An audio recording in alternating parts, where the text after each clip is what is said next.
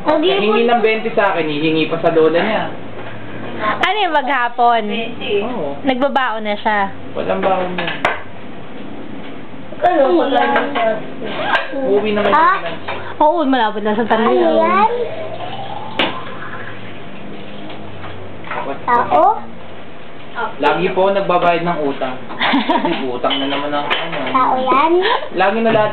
Nalaglag po yung baon ko. Hindi ko nakita ko. At ito malupit niya, no? Christmas party.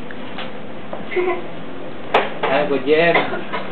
Daddy, natulog ng teacher ko. Maghanda ng ilang sandwich yun? 50 sandwich. Bakit? Tinawagan ko tita ko. Tita, bakit mo mag-ano sandwich? Aba, buti nga sandwich na lang. Ang sabi ng anak mo, siya na daw ang bahala sa spaghetti. Mario. Nakatulog ka na. Ito pala si Olo. Bea, dito kakain na sila. Kalimutan ko. Kumandag na tikit. Kaya kumain ako yung galing magpresenta. Oh, spaghetti chicken. Spaghetti chicken daw.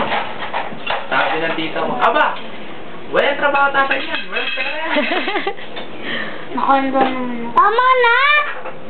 Ano ba yun? Pero marunong na yan magluto. Oh. Luto siya na ito. Uy, nagluto ka? Ano yan? Ako nagluluto eh.